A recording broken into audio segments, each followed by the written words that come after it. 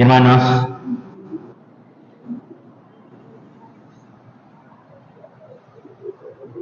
qué fuertes son las palabras de un profeta.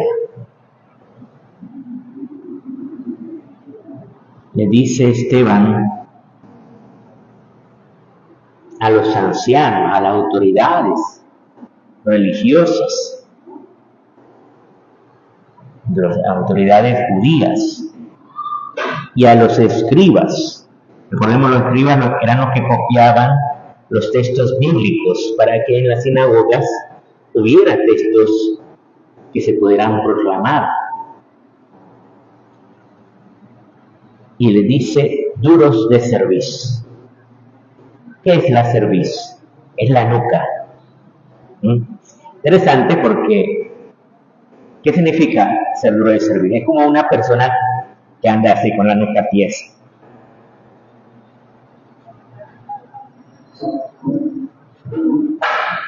¿Verdad? Como quien dice, te mira por encima del hombro. Una persona que se cree muy capaz, que no necesita de nada porque es muy capaz. Dice, incircuncisos de corazón. La circuncisión era el signo de la alianza con Dios, según los israelitas. Pero, dice, aunque estén circuncisos físicamente, son incircuncisos de corazón. O sea, su vida no está entregada a Dios. Y de oído, dice, y siempre resistís al Espíritu Santo. ¿Cuál es la obra del Espíritu Santo? De San Pablo, que el Espíritu Santo viene a dar testimonio a nuestro espíritu de que somos hijos de Dios.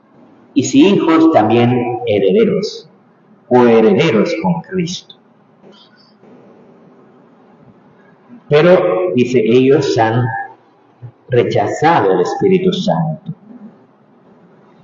Entonces, se enfurecen. Y él todavía dice, veo el cielo abierto y al Hijo del Hombre de pie a la derecha de Dios. O sea, que ustedes acusan de que está en contra de la ley, está, dice, de pie a la derecha de Dios.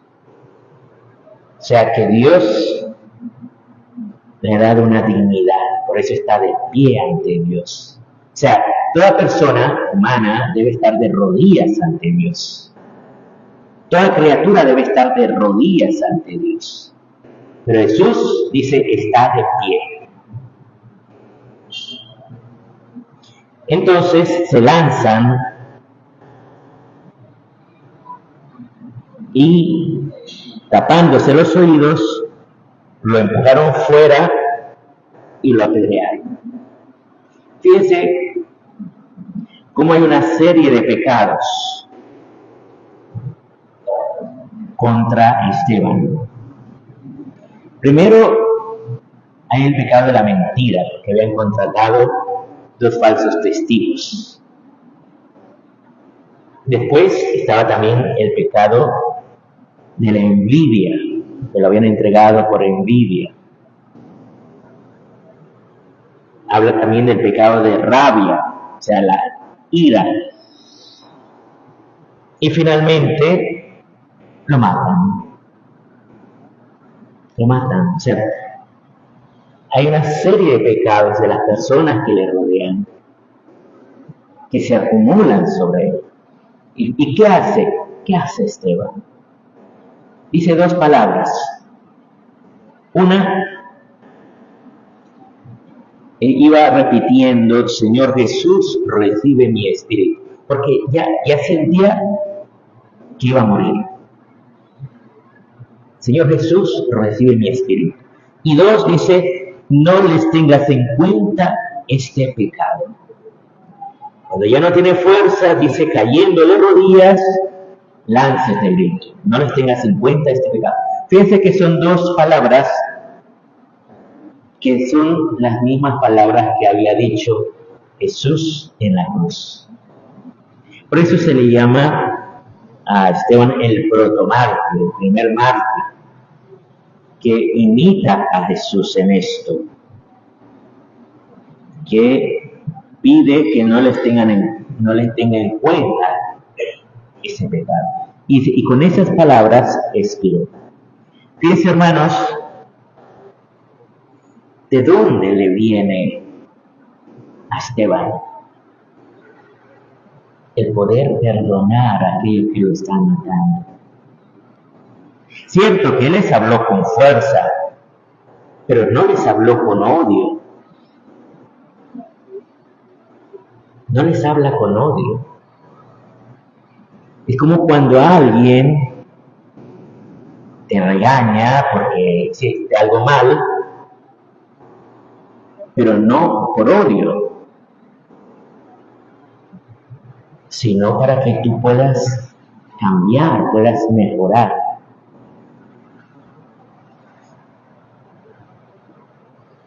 Es lo que hace Esteban, que se había llamado a conversión. Y en el Evangelio nos encontramos con este diálogo que inicia, que va a ser el discurso del pan de vida en San Juan. Fíjense que una de las cosas que se esperaba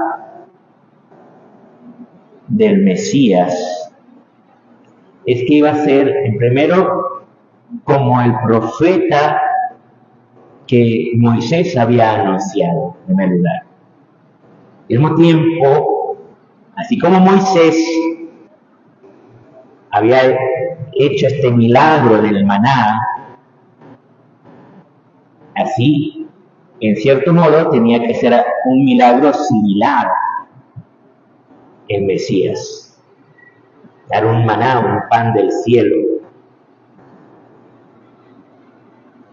Pero Jesús lo que va a decir no es que Él trae el maná, que Él es el pan de vida. Dice, el que viene a mí no pasará hambre, y el que cree en mí nunca pasará sed. Fíjense que aquí va a empezar todo un discurso Jesús, mostrando que a nosotros los cristianos la vida nos viene de recibir a Jesús en la Eucaristía. Es interesante porque en esos días escuchaba un video de un evangélico que se convirtió al catolicismo.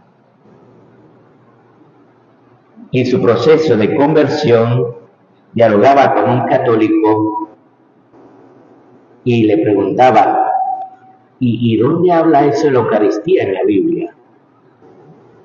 Entonces el católico le dice, léete Juan 6. Y él cogió su Biblia y empezó a leer Juan 6. Dice que cuando terminó, estaba llorando. Porque nunca le había captado la fuerza de ese discurso a Jesús.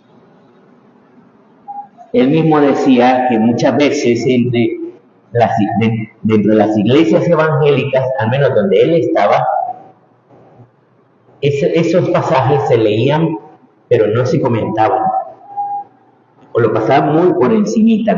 Eso es algo simbólico, no darle mucha importancia a eso y ya está. Y así lo pasaban. No le daban importancia al texto. Pero es que el texto te lo dice muy directamente. Jesús es el pan de vida.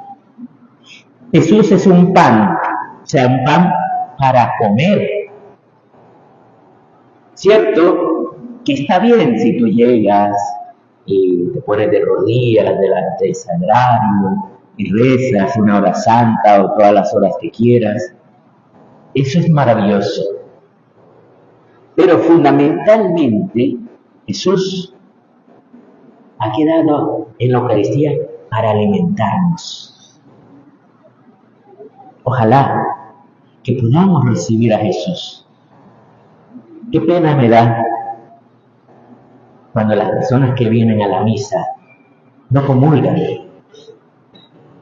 Yo me pregunto, ¿qué pasa? ¿Por qué no comulgan? Es que estoy en pecado. Bien, está el sacramento de la penitencia.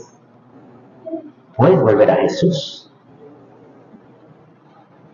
El problema es cuando nos hemos apegado al pecado y no queremos salir del pecado. Porque Dios nos da la gracia a través del sacramento de la penitencia para salir del pecado. Si no salimos es porque no queremos. ¿Y por qué no queremos? Porque no vemos la gravedad que significa estar en pecado, que te lleva a la muerte del ser, la muerte interior. Y lo que Jesús quiere darte es vida eterna. Ojalá que hoy podamos recibir a Jesús y nos alegremos. Y si estamos en pecado, nos acerquemos al sacramento de la penitencia para poder recibir.